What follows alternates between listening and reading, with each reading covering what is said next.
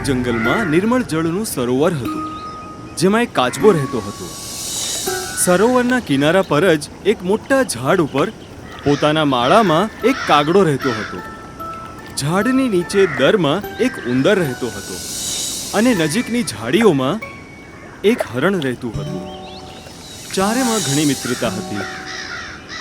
અલગ અલગ જાતિના હોવા છતાં એમની મિત્રતા ઘણી ઘનિષ્ઠ હતી. ચારેય એકબીજા પર જીવ રેડતા હતા. દિવસમાં કાચબો કોઈવાર પાણીમાં ડૂબકી લગાવતો અને કોઈક વાર કિનારાની માટીમાં તડકો ખાતો. બાકી ત્રણેય મિત્ર ખોરાકની શોધમાં નીકળી પડતા અને દૂર સુધી ફરીને સૂર્યાસ્તના સમયમાં પાછા આવી જતા. સાંજે ચારેય મિત્રો ભેગા થતા, એકબીજાને બાજતા, રમતા અને ધમા ચોકડી કરતા. એક સાંજે ઉંદર અને કાગડો તો પાછા આવી ગયા, પણ હરણ પાછો ના આવ્યો. ત્રણેય મિત્રો સાથે બેસીને એની રાહ જોવા લાગ્યા. એમનું મન રમતમાં પણ ના લાગ્યું. કાચબો ભરાયેલા મને બોલ્યો, એ તો રોજ તમારાથી પણ પહેલા આવી જતો તો. આજે ખબર નહીં શું વાત થઈ ગઈ જે હજુ સુધી નથી આવ્યો. મારું તો હૃદય ગભરાઈ રહ્યું છે. હા, વાત તો બહુ ગંભીર છે. જરૂર એ કોઈ મુસીબતમાં પડી ગયો છે. હવે આપણે શું કરશું?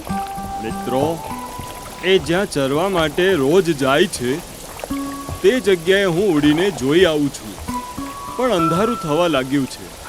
નીચે કઈ નજર નહીં આવશે. આપણે સવાર સુધી રાહ જોવી જોઈએ. સવાર પડતા જ હું ઉડીને જતો રહીશ અને એની ખબર લાવીને તમને આપીશ. હા, પણ મારા મિત્રની કુશળતા જાણ્યા વગર રાત્રે ઊંઘ કેવી રીતે આવશે? હૃદયને ચેન કેવી રીતે પડશે? હું એ તરફ હમણાં જ ચાલી પડું છું, કેમ કે મારી ચાલ બહુ ધીમી છે. તમે લોકો સવારે આવી જજો. મારાથી પણ હાથ પર હાથ રાખીને નહીં બેસતા આવડે. હું પણ કછવા ભાઈ સાથે જઈશ. કાગડા ભાઈ, તમે પણ સવાર થાય એટલે નીકળી પડજો. કાગડો અને ઉંદર તો ચાલવા માંડ્યા. કાગડાએ આખી રાત જાગતા કાઢી. જેવી સવાર પડી, કાગડો ઉડી ગયો. ઉડતા ઉડતા ચારે બાજુ નજર નાખતો જતો હતો. થોડુંક આગળ જતા તેને કાચબો અને ઉંદર જતા દેખાયા. કાગડાએ કાઉ કાઉ કરીને તેમને સૂચના આપી કે એમને તો જોઈ લીધું, હવે હરણની શોધમાં તે આગળ જઈ રહ્યો છે. હવે કાગડાએ હરણની શોધમાં બૂમો પાડવા લાગી. મિત્ર હરણ, તું ક્યાં છે? અવાજ આપ મિત્ર. ત્યાં જ તેને કોઈના રડવાનો અવાજ આવ્યો. અવાજ એના મિત્ર હરણનો હતો. એ અવાજની દિશામાં ઉડીને એ સીધો એ જગ્યાએ પહોંચી ગયો જ્યાં હરણ શિકારીની જાળમાં ફસાઈને નીકળવા માટે તડપી રહ્યો હતો.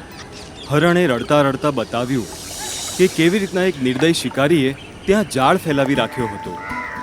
અભાગ્યવશ તેને એ જાળ ન દેખાયો અને ફસાઈ ગયો. શિકારી આવતો જ હશે, એ મને પકડીને લઈ જશે. પછી મારી કહાની ખતમ જ સમજો મિત્ર. તમે ચૂહા અને કછવાને પણ મારો અંતિમ નમસ્કાર કહેજો. અમે જીવ લગાવીને પણ તને કઈ પણ રીતે બચાવી લઈશું. પણ તમે આવું કેવી રીતે કરશો? સાંભળ, હું આપણા મિત્ર ઉંદરને પીઠ ઉપર બેસાડીને અહીંયા લઈ આવું છું. એ પોતાના તીણા દાંતથી ઝાડને કોતરી કાઢશે. કાગડો ઉડ્યો અને જલ્દીથી કાચબા અને ઉંદરની પાસે પહોંચી ગયો. મિત્રો, આપણો મિત્ર હરણ એક દુષ્ટ શિકારીની જાળમાં કેદ છે. જીવની બાજી લાગી છે. શિકારીના આવતા કરતા પહેલા આપણે જો એને ન છોડાવ્યો તો એ મરી જશે. એના માટે આપણને શું કરવું પડશે? જલ્દી બોલ. ડર નહીં. કાગડા ભાઈ, મને તમારા પીઠ પર બેસાડીને હરણ પાસે લઈ ચલો. આ રીતના કાગડો ઉંદરને પોતાની પીઠ ઉપર બેસાડીને હરણની પાસે લઈ ગયો. ઉંદરે ઉતાવળ કરીને જાળને કાપી નાખી. જાળમાંથી મુક્ત થતાં જ હરણ પોતાના મિત્રોને બાજી પડ્યો અને રડતા સ્વરે તેમનો આભાર વ્યક્ત કર્યો. ત્યારે કાચબો પણ ત્યાં આવી ગયો અને તે પણ ખુશીમાં ભેગો થઈ ગયો. હરણ બોલ્યો, મિત્ર, તમે પણ આવી ગયા. હું ભાગ્યશાળી છું જેને મને આવા મિત્ર મળ્યા છે. ચારેય મિત્ર ભાવ વિભોર થઈને ખુશીથી નાચવા લાગ્યા.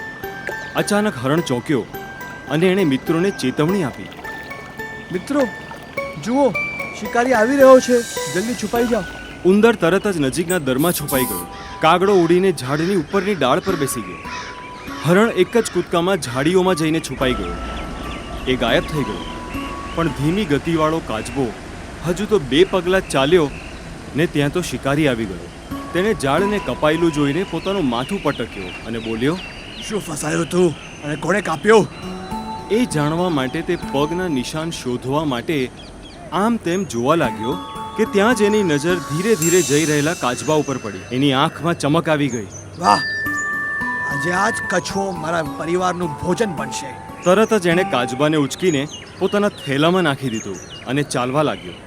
કાગડાએ તરત જ હરણ અને ઉંદરને બોલાવીને કહ્યું, મિત્રો, આપણા મિત્ર કાચબાને શિકારી થેલામાં નાખીને લઈ જાય છે. આપણે આપણા મિત્રને છોડાવવો જ જોઈએ. મિત્રો, આપણને ચાલ ચાલવી પડશે.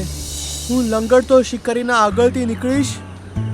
મેં લંગડતો જોઈ મને પકડવા માટે કછવાવાળો થેળો છોડીને મારા પાછળ ભાગશે. હું એને દૂર લઈ જઈને ચકમો આપીશ અને એના વચ્ચે ચુવાભાઈ ધીલીને કૂતરીને કછવાને આઝાદ કરી દેશે. યોજના સારી હતી. લંગડાતા ચાલતા હરણને જોઈને શિકારી ઉછળી પડ્યો. એ થેલો પટકીને હરણની પાછળ ભાગવા લાગ્યો. હરણ લંગડાવાનું નાટક કરતો એને અંદર જંગલમાં લઈ ગયો અને પછી ભાગી ગયો. શિકારી દાંત પીસતો રહી ગયો અને કાચબાથી જ કામ ચલાવવાનું મન બનાવીને પાછો આવ્યો તો એને થેલો ખાલી મળ્યો. એમાં કાણું હતું. શિકારી ઉદાસ મોઢે પોતાના ઘરે પાછો આવી ગયો. શિક્ષા: સાચા મિત્રો જીવનની મુશ્કેલીઓને સહેલી કરી દે છે. અમારા યુટ્યુબ ચેનલને હમણાં જ સબસ્ક્રાઇબ કરો અને નવા વિડીયોઝ જોવા માટે હમણાં જ બેલ આઇકોન દબાવો. તમે અમારા વિડીયોઝ પર કમેન્ટ જરૂર આપજો. વિડીયોઝને લાઈક કરીને તમારા મિત્રો સાથે શેર જરૂર કરજો.